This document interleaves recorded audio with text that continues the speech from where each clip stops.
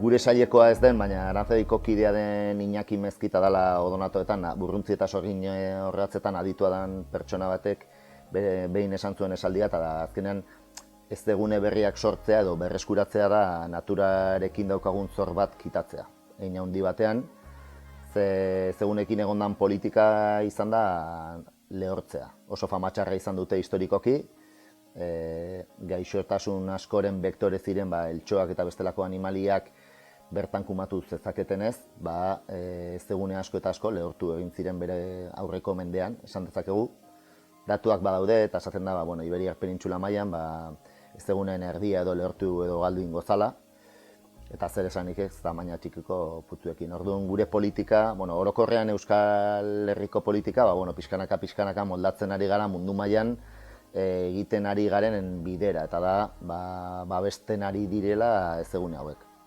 1974 ura arte, ez ziren babestu. Justo otsailaren 2 ospatzen da munduko ezegunen eguna. Justo deitzen da Irango Ramsar hirian egin zen hitzarmen bat, eta justo firmatu zen otsailak 2, eta horregatik egun hori baliatzen da ezegunei egiten dira horrelako ekitaldi desberdinak. Baina zer egiten da hemen, badaude figura batzuk, oso potoloak eta normalean zentratzen direnak ezegune nahiko handietan, eta gero dauzkagu zerrenda batzuk babesten dituztenak edo barneratzen dituztenak ezegune desberdinak. Udalerriek beraiek badute aukera, ikusi ezkero bere inguruan ezegune bat dagoela balio handia izan dezakena, zerrenda hortan barneratzeko. Eskaera egin diezaioke Eusko Jaurlaritzari eta normalean sartu dezake ikusteko. Orduan, pixkat babestera jo dugu eta aldugun neurrian ekimen desberdinak egiten gabiltza berreskuratzen juteko. Lehenik eta behin esan behar dena da, daukan berezitasunarengatik putzu horrek mereziko lukeela azterketa sakon bat eta ikustea benetan bertan dauden altxorrak edo. Izan ere, Euskal Herrian ez gaude ohituta sakonera handiko putzuak edo ezegune, esan dezakegu, barnealdeko ezeguneak izatera. De hecho, ura agentziak jarraitzen dituen ezegune handiak urtero egiten dituen ikerketetan, danak dira lakuak, urtegiak eta Laguardiako aintzirak, horrelako lekuak badaude. Eta hau egin handi batean horrelako fisonomia egiture izango luke, horrek egingo luke pixkat berezi, etxarreko putzua. Zein da, gure ikuspegitik, hau da anfibio eta burruntzi eta sorgin horratzen ikuspegitik, hitz egiten ari naiz behar bada katetrofikoan nahiko maila basalean nahiko baju dauden espezien ikuspegitik, ingurunea ez da horren aberatsa agertzen duen tamainarekin konparatzen badegu, baina egon daitezke bertan hainbat espezie. Ze berezitasun dauka, ez dela lehortzen, hau da iraunkorra dela, eta horrek abantaila batzuk badauzka, lehortzeko arriskua oso bajua dauka edo zero da. Baina aldiz, bertara kanpoko espeziak barneratu ezkero edo bertan harrapakarien presentzia handitzen baldin bada, horrek zaildu egingo du, adibidez, anfibio, burruntzi eta sorgin horratzen populazioak egituratzea. Orduan, bere alde onak eta txarrak badauzka, baina batipat azpimarratuko nuke daukan berezitasun hori. Erdera esaten da singularidad edo berezitasun handia dauka sakonen handiko ezegune bat dalako. Tamaina handikoa, barnealdean, egia da, inguratuta dagoela eremu oso urbano batengatik, baina hori zientziaren ikuspegitik ere oso leku aberatsa izan daiteke.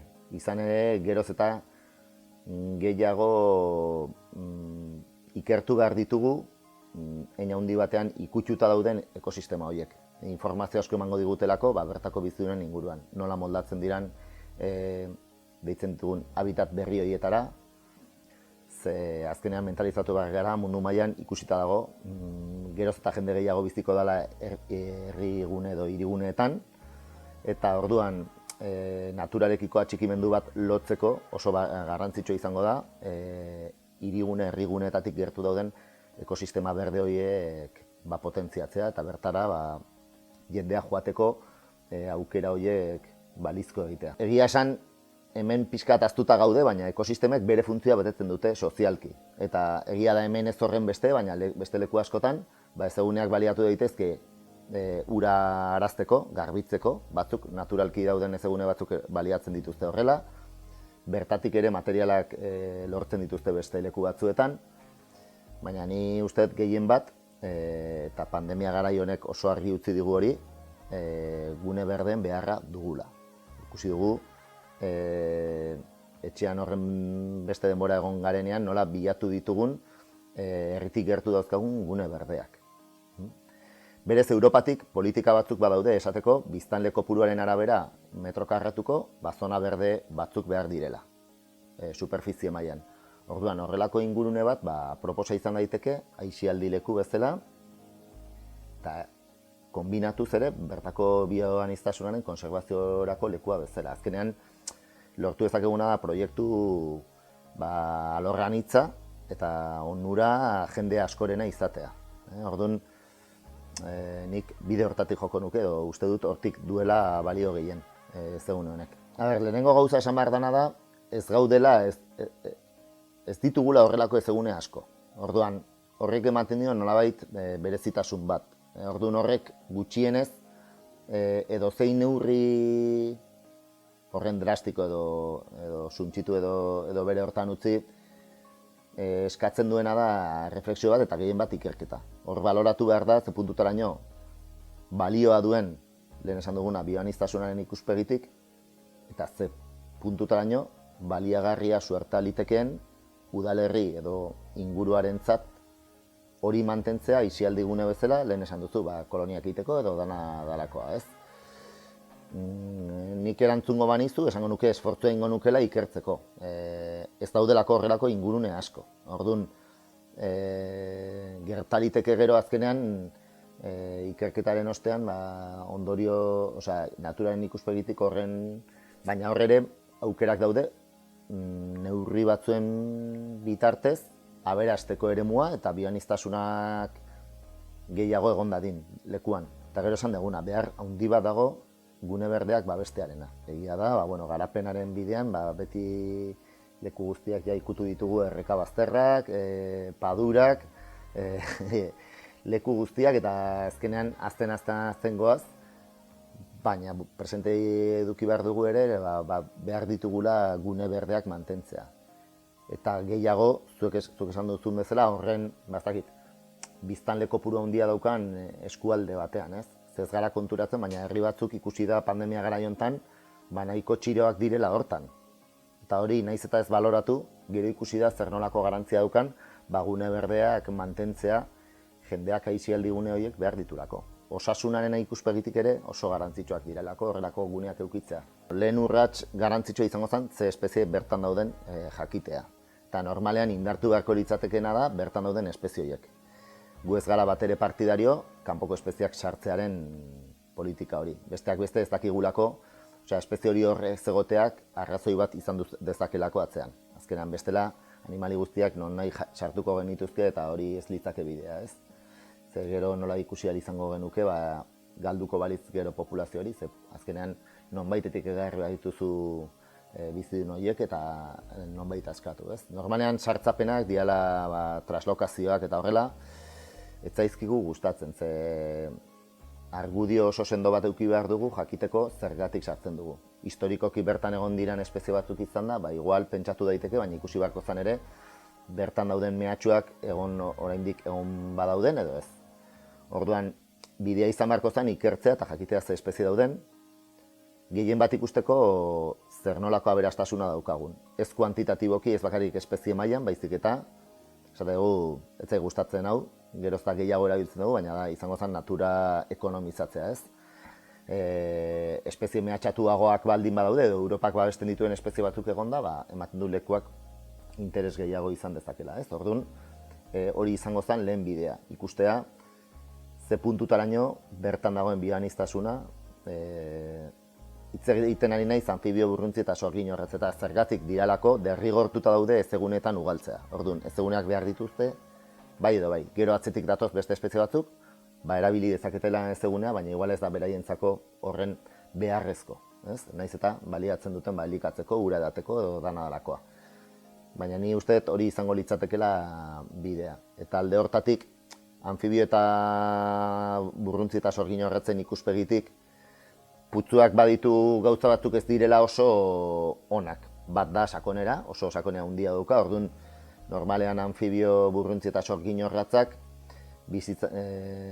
gustokoago dituzte sakonera gutxiagoko ezeguneak, eta normalean pareta esaten duenean, ertzak pixkat laututako ezeguneak gustoko ditu. Baina horrek ez du esan nahi, etxarreko putzuan egon ezin direnik.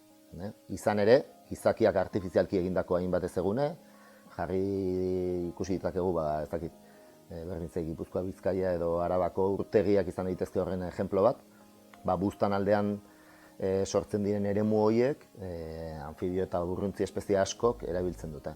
De hecho, egindako zerrenda askotan, adibidez Arabako Ulibarri Ganboako urtegian, lortu diren zerrendak izan dira handienetakoak Araba guztirako. Eta hitz egiten ari garea urtegi baten inguruan, ez? Baina, hau da, moldatuta pixkat, lortu dezakezu erakartzea bioaniztasunaren parte handi bat. Hori baino, normalean ezegunekin hitz egiten dugunean, esaten dugu, derrigortuta dauden espezie batzuk dauzkagu, diala anfibio, burruntzi eta sorgin horratzak, gero hornegoa begeio badaude ere, kakalarruztarrak, hainbat espezie.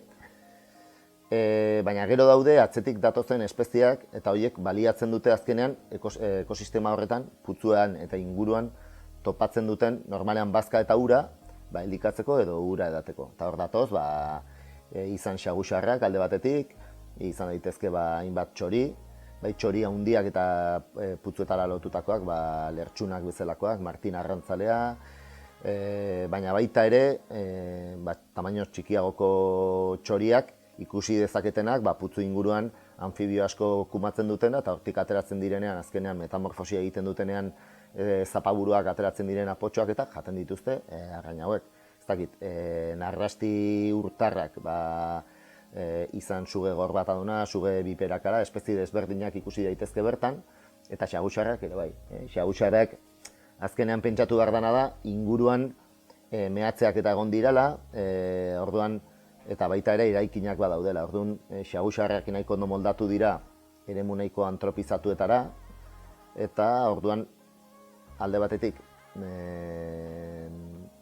lozorran mantentzeko lekuak izan ditzakete, arrakalak edo etxeetako hainbat teilatutako guneak eta putzura jo dezakete elikatzera, bertan ikusi izango dituztelako besteak beste, eltxoak eta bestelako bizidunak. Ejemploak badauzkagu, orduan ikusten da balizkoa badala. Hortze izango litzateke garantzitsua, ezegunearen ekosistema osoa, hau da, urgeruzaz haratago dauden inguruko landaretza, guditzen diogun horla dala pixkat putzuaren ertzean sortzen den landaretza gune ezekin lotutakoa eta pixkat ingurumari hori ondo aztertzea eta ikustea benetan zein eremu diran baliotsuenak edo garantzitsuenak bioaniztasunaren konserbatziorako. Horiek markatu eta horiek aldiren neurrian gutxien ikutu. Eta hor, diseinatu beharko liratekena da, ez dakit, nahi badute paseatzeko gune batzuk edo gune berdea antolatzen joan, proposena izango zen, gerturatzea, baina ahalik eta gutxien ikututa balia handiko zonalde horiek. Hori uste dut nik izango zela prozedura logikoena edo. Proiektu bat diseinatzen dugunean ezeguneen inguruan, ezegune berriak sortzerako orduan 3 arrazoi ematen ditugu putzu horiek sortzeko. Bat izaten da, espezie mehatxatu bat dagoelako inguru hortan, eta ikusten dugulako ez dagoela egoera honean, edo ezeguneen falta bat dagoela bere konserbatziorako, eta orduan proposatzen ditugu putzuak egitea. Bigarren arrazoia, normalean ohikoena, izaten da, orokorrean bioaniztasunaren konserbatziorako egiten ditugula putzuak. Eta hori da, hein handi batean, Natura 2000 sareko hainbat lekutan egin dituguna, Kaiako Harritan, Gorbeian, hainbat lekutan, Bizkaiko mehatze gunean ere bai. Eta gero, 3. hanka, orain dela gutxira arte erabili ez genuena da, putzuak egitea helburu didaktiko batetik. Zergatik, zuk esan duzu, putzuak ematen ditu aukera asko, lehenengo, nahiz eta batzuentzako putzu soil bat izan, ekosistema bat da. Uraz haratago ere, lehen esan dudan bezala, inguruko landaretza dago, eta gero inguruan daukan ere berdegunea eta guztieri. Orduan da oso ekosistema dinamikoa. Ikasleek asko zerrezago ikusiko dute putzu baten bilakaera baso batena baino. Eraman ditzakegu zuhaitzak landatzera, baina handi egin arte pasako dira 15-20 urte. Orduan, hezkuntzan egongo diren, eskolan edo institutuan egongo diren garaiak 4-5 urte, 6-8 izango dira. Orduan, putzuak joko hori ematen du. Bestalde, hezkuntza zentroetatik gertu, lanabes edo tresna oso baliagarri bat izango dute, hainbat eduki lantzeko, metamorfosia, uraren zikloa, kate trofikoa, ornodun ornogabe, barne ugalketa, kanpo ernalketa, ur analisiak, oso proiektu aberatsa da eta alorra anitza. Baduzkagu esperientziak Kataluniakoak, hemen ere guk saiakera batzuk egin genituen, besteak beste Hernanin, eta eske danatarik landu daiteke euskara, euskalkiak, bertako animalien izenak bildu daitezke,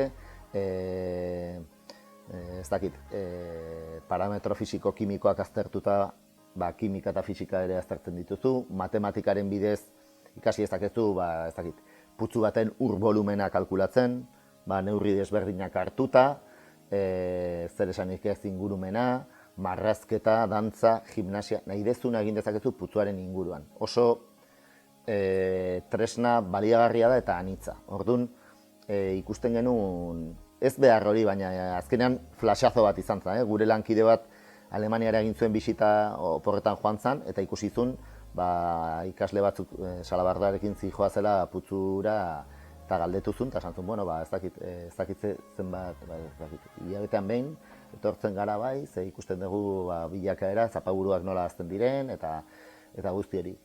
Eta oso ideia interesgarria iruditu zitzaigun. Eta egia esan, ingurumen eta hezkuntza sailetik oso begionez hartu dute, orain arte dauzkaten proiektuak bioaniztasunaren alorra ez dute horren beste lantzen. Egia da adibidez baratzena oso txertatuta dago eskoletan, baina behar zuten bat ekosistemak eta bioaniztasuna lotzen zutenak, eta eskoletako urmael sarea nahiko aukera ona izan daiteke. Horregatik sortu dugu ekimen hau. Aukera desberdinak daude. Danatarik topatu dugu, oso zortedun diren eskola batzuk, justo beraien eskolatik oso gertu, putzu bat egin du ez dakit zein udalek. Orduan hori baliatzen dute egiteko eta ez dute behar hori egiteko. Baina orokorrean gustatzen zaigu putzu egitea. Zergatik ikasleen artetik lortzen dugulako atxikimendu bat, eta gerora begira ere putzuarekiko izango duten jarrera, ez suntsitzea, ez narrastea eta horrelako gauzak, zailago izango da beraiek parte izan baldin badira putzuaren sorreran. Orduan hori ere bilatzen dugu ekimen honekin. Eta normalean zer eskatzen diegu eskolei, hezkuntza zentrotik gertu egitea. Eta horrek zekartzen du normalean betelan guneak izatea. Azkenean badakigu non gauden, gehien bat Gipuzkoa eta Bizkaian orografia aldetik oso malkartsua gara, orduan azkenean eraikinak sortu diren lekuak oso lauak izan dira eta azkenean betelan asko dago. Orduan, prozesua izaten da, zuloa sortu, guk ja putzu modelo bat sortu dugu, 5x6 metroko putzua, hori izango zen eskola gehienetan egin nahi duguna, baina gero aukera dago edo txikiagoa edo handiagoa egiteko. Eta egiten duguna da, egun batean teknikari bat juten da normalean eskola ez dagoenean, larun bat igandean edo arratsalde batean, eskolako umeak ez daudenean, makina retroeskabadorarekin zuloa egiten du, eta gero hortik aurrerako prozesu guztia eskolako ikasleekin egiten dugu. Gainez hartzen ditugu geruza desberdinak, impermeabilizatzeko edo iragazgaizteko putzua, eta gero itxitura bat jartzen dugu. Ze hori ere, zalantzak izan genitu, baina beti eskolan askoz hobe da itxitura mantentzea, norbait ez erortzeko bertara, gurasoren bat edo beste kezkatuta ibili izan. Eta orain gabiltzana da pixkat proiektua saltzen, ez saltzen egiteko, baizik eta jendeak ikusi dezan benetan balia handia daukala, ze askok esan dute, baina putzu bat zertarako ingo dute hemen, atarian eta. Baina gero ikusten dute, aukera asko emate ditula, nola etortzen dira pixkanaka espeziak, eta nola egin ditzaketen gauza asko. Ez dut esan, baina zientziaren alorretik ere gauza asko egin daitezke putzuen inguruan. plataforma herritarrak daude, adibidez, aipuak edo zitak sartzeko eta bioaniztasunaren inguruko informazioa sartzen juteko plataforma batean, eta horrela ezagutuko dugu hobeto ze bioaniztasuna daukagun Euskal Herri mailan.